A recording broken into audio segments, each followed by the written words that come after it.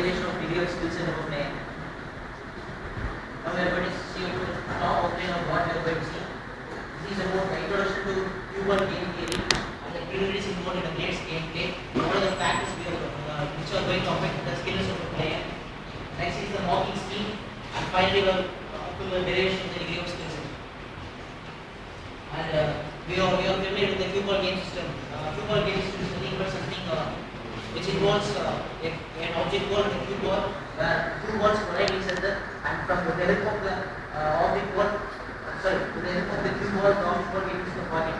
So finally, what the point is that the target of the player who plays over the village game is that he needs to target the object ball into any pot of his destined pot, and then initiating the help of the cue ball. Now, what is the goal about this? Is nothing but we are going to suppose player A and player B plays a game of players. Maybe player A wins, maybe player B wins, but actually player A have much more skill than player B. Since our is skillless, we are just going to direct the degree of the skillless. So who is going to play much smarter and who is going to play much greater shots? And we are taking some preliminaries which are involved in a village gameplay. Something about the Q1 and object ball, both have the same size. Usually in the Q1 game system, both the object ball and the Q ball have the same radius, the same size of the ball. So we are taking the radius R, and the diameter is nothing but 2R.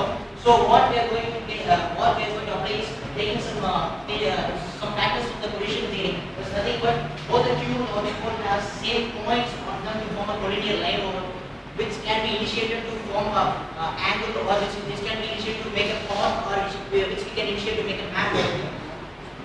This is nothing but we are taking some two balls which is making to colliding each other, so that the distance between these two balls nothing but L, and the angle formed between them is nothing but theta, and the angle which is formed between the pod and the object ball is nothing but psi. So what we are going to do is, without taking any external measuring instruments, we are simply taking the cue ball as the distance involved. For example, we want to find the distance between this cue ball and this object ball. So we already know that these cue ball and this cue ball have the same radius to ball.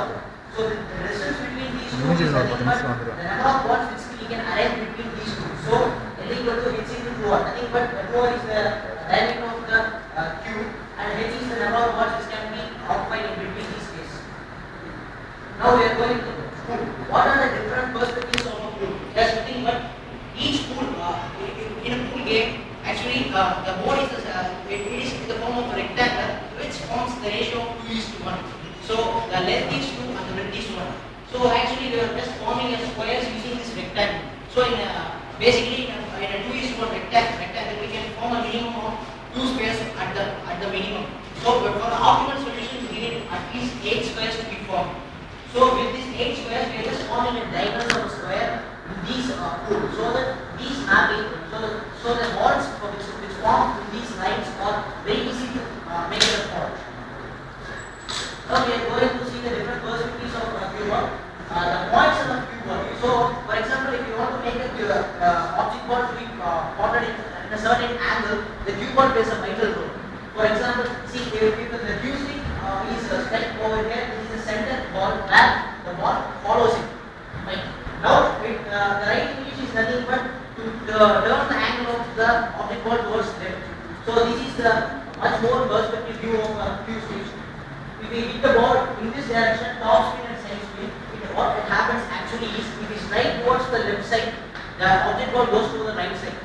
That's the point which we are using. So the cue ball plays a very important role in packaging the object ball. Now comes the calculation ball, where every shot has some 3 main factors which decides the skills of a player. For example, when a cue ball strikes an object ball and here is the ball over, the angle formed is theta. So this angle plays a very important role. For example, if a player is much skilled, to make an accurate cut of 90 degrees is the utmost possible, greatest possible, what to say, is the toughest shot. So if it is collinear such as here, if it is collinear, it's the easiest shot, because initially the ball in a straight line is not easy, much easier than go to 90 degree. Then comes the distance. So this is the first factor, which is the angle. The second factor is nothing but the distance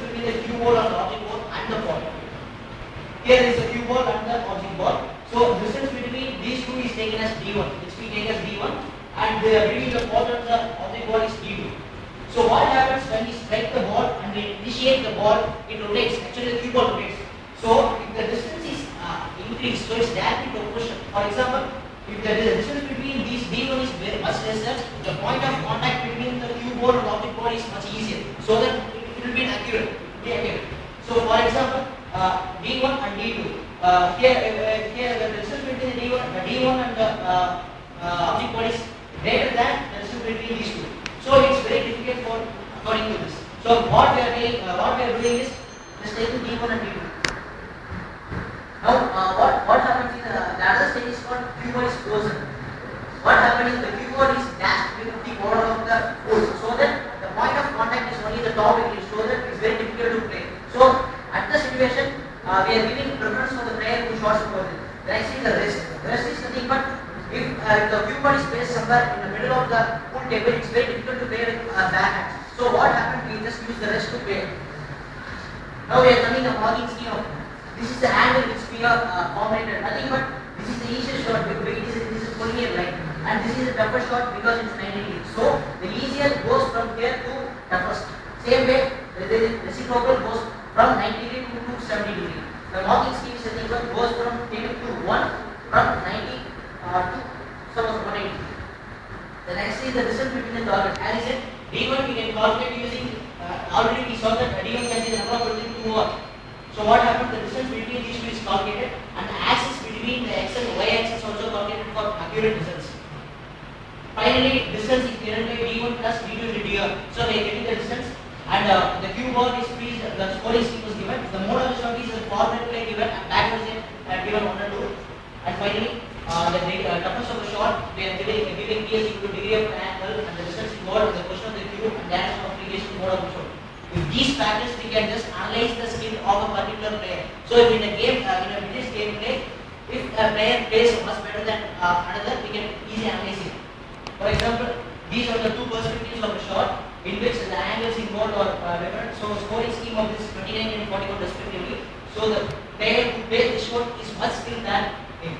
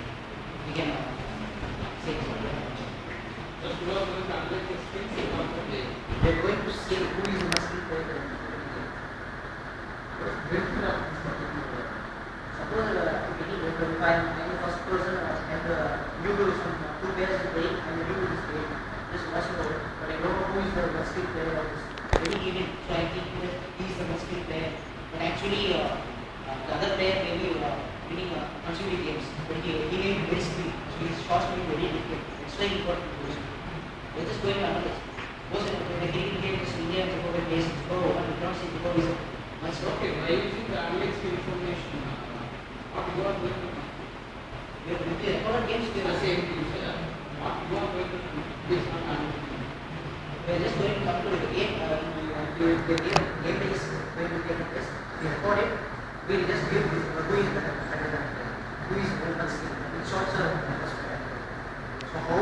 be supplied.